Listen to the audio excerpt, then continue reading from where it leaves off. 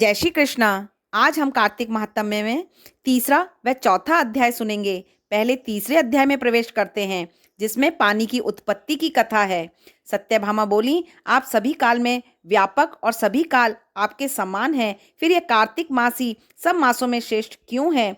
सब तिथियों में एकादशी और सब मासों में कार्तिक मास को ही आप इतना प्रिय क्यों बतलाते हैं? इसका कारण कहिए। भगवान बोले, हे प्रिय, तुमने मुझसे बहुत अच्छी बात पूछी है। सुनो, मैं तुमको इसका कारण बतलाता हूँ, ध्यान से सुनो। इसी प्रकार एक बार महाराज बेन के पुत्र राजा पृथु ने प्रश्न के उत्तर में देवऋषि नारद से प्रश्न किया था और श्री नारद जी ने उन्हें कार्तिक मास की महिमा बतलाई थी। राजा पृथु के प्रश्न के उत्तर में देवऋषि नारद ने कहा था, हे राजन, एक समय शंख नामक एक राक्षस बड़ा बलवान और हत्याचारी हुआ था। उसने अपने हत्याचारों से तीनों लोगों को कंपायन कर दिया था। उस शंकासुर ने स्वर्ग में रहने वाले देवताओं को जीतकर इंद्र आदि दशों लोकपालों के अधिकारों को छीन लिया था। उससे डरकर सभी देवता सुमेरु पर्वत की गुफाओं में छिपे रहे थे। वे सुमेरु पर्वत की गुफाओं में निश्चित होकर रहने लगे। उधर जब शंख को पता चला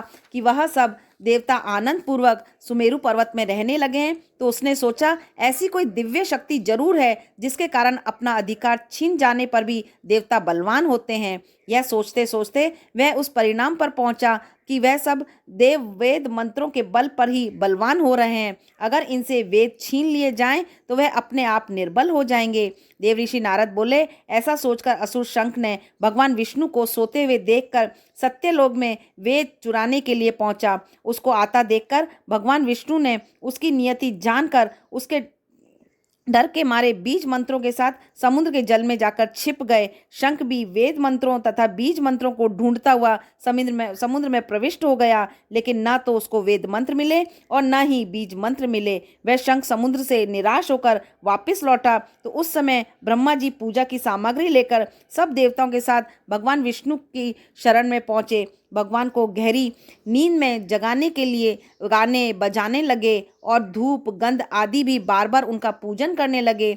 धूप दीप नैवेद्य आदि अर्पण करने पर भगवान की निद्रा भंग हुई और वह देवताओं सहित श्री ब्रह्मा जी को अपनी पूजा करते देखकर बहुत खुश हुए और कहने लगे, मैं आप लोगों की इस कीर्तन और मंगलाचरण से बहुत खुश हूँ। आप अपना अभिष्ट वर मांगिए, मैं अवश्य प्रदान करूंगा। जो मनुष्य आश्विनी शुक्ल की एकादशी से देवउतनी एकादशी तक ब्रह्म मुहूर्त में उठकर मेरी अर्चना करेंगे, वे तुम्हारी तरह खुश रहेंगे और सभी सुखों को प्राप्त होंगे। यह जो पाद्य अर्घ्य आचमन और जल आदि सामग्री आप लोग मेरे लिए लाए हैं, यह अत्यंत गुणों वाली होकर आपका कल्याण करेगी। शंख जो वेद चुरा कर ले गया है, सबके सब समुद्र में ही हैं। मैं इस शंकासुर को मार कर ले जाता हूँ। आज से मंत्र बीज और वेदों के साथ चारों ओर प्रतिवर्ष कार्तिक मास में जल में विश्राम किया करेंगे। जब मैं मत्स्य का रूप धारण करके समुद्र में जाता हूँ, अब आप लोग भी ऋषि महिषी साथ होकर मेरे साथ चलें। जो कार्तिक मास में पहर रात्रि पहले स्नान करते हैं, वे निश्चय ही अक्षय फल को पाते हैं। वह अज्ञात में अमृत स्नान का फल प्राप्त करते हैं। हे देवेंद्र, जो कार्तिक मास में व्रत करते हैं, उन्हें सब प्रकार के धन पुत्र पुत्री आदि देते रहना, उन्हें सब आपत्तियों से बचाते रहना। हे धनपति कुबेर, मेरी आज्ञानुसार तुम उनका धन धान्य बढ़ाते रहना, क्योंकि इस प्रकार का आचरण करने वाले प्राणी मेरा रूप धारण करके जीवन मुक्त हो जाता है। जन्म से लेकर मरणापर्यंत तक जिसने विधि पूर्वक यह उत्तम व्रत को किया है, वह सब पापों को छोड़कर मोक्ष को प्राप्त होता है। वह आप लोगों का भी पूजनीय है। आप लोगों ने मुझे कार्तिक शुक्ल एकादशी तिथि को जगाया है, इसलिए यह एकादशी मान्य है और मुझे बड़ी प्रिय है। हे देवताओं, यह दोनों व्रत नियम पूर्वक करने से प्राणी मेरे समीप पहुंचते हैं। इन व्रतों को करने से जो फल मिलता है, वह अन्य फलों व्रतों से भी नहीं मिलता। इसलिए हर मनुष्य को सुखी और निरोग रहने के लिए कार्तिक महात्म्य और एकादशी कथा सुनते हुए उपयुक्त नियमों का पालन करना चाहिए। अब हम प्रवेश करते हैं चौथे अध्याय में, जिसमें चतुर्मास के नियमों का वर्णन है।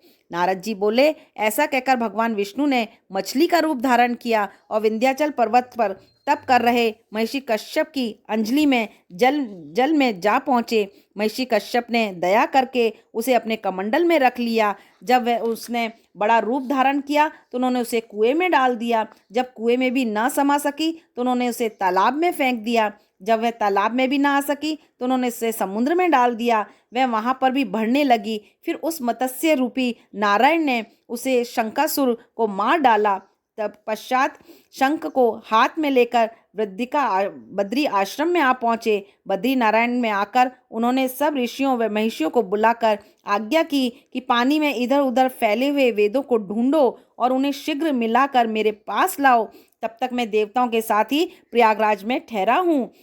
इसके बाद सब ऋषि महिषी ने इन सब बीजों और वेद मंत्रों को ढूंढ निकाला। उन वेदों में से जो भाग जिस जिस ऋषि को मिला वह उसी का हो गया। उस भाग के उसी दिन से ही वह ऋषि कहलाए। सब वेदों को लेकर ऋषि महिषी प्रयागराज में आए और उन्होंने वे सब भगवान विष्णु व ब्रह्मा जी को समर्पित कर दिए। ब्रह्मा जी वेदों को पाकर बड़े खुश हुए। उन्होंने देवताओं ऋषियों के साथ अश्वमेघ यज्ञ किया। यज्ञ के अंत में देवता, गंधर्व, यक्ष, नाग भगवान विष्णु को दंडवत प्रणाम करने लगे और प्रार्थना करने लगे। देवताओं ने कहा, हे देव, हे जगन्नाथ, हे प्रभु, हमारी प्रार्थना सुनिए। हम सब लोगों के में हर्ष का समय है, इसलिए आप हमें वरदान दीजिए। नष्ट हुए वेद पुनः श्री ब्रह्मा जी को प्राप्त हो गए। हे लक्ष्मीपति, आपकी अनुकंपा से ही सब देवताओं का यज्ञ का भाग भी मिला है। वह स्थान आपके प्रसाद में आज पृथ्वी पर सर्व प्रधान पुण्य को बढ़ाने वाला, मुक्ति और भक्ति को प्रदान करने वाला है, ब्रह्म हत्या आदि पापों का नाश करने वाला है, परम पवित्र और अक्षय फल देने वाला है। वह वरदान हमें दीजिए। भगवान विष्णु ने कहा,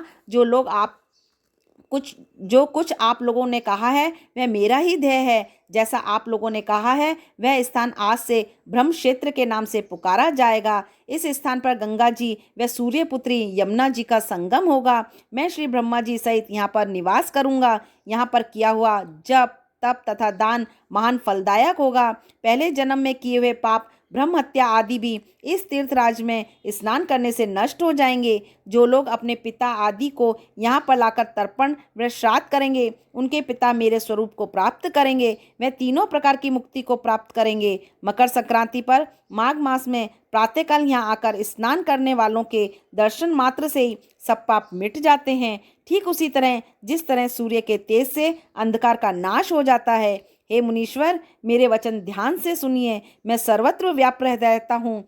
मैं हमेशा बद्री नारायण में निवास करता हूँ। सैकड़ों वर्षों तक किसी दूसरे स्थान पर तप करने का जो फल मिलता है वही फल यहाँ एक दिन में मिल जाएगा। जो मनुष्य मेरे इस स्थान पर बद्री का आश्रम का दर्शन करेगा वह जीवन मुक्त हो जाएगा और उनके समस्त पाप नष्ट हो जाएंगे। सूत जी बोले, ऐसा कहकर भगवान विष्णु अंतर्ध्यान हो गए और देवता गण भी अपने अपने अंशों को वहीं पर छोड़कर चले गए।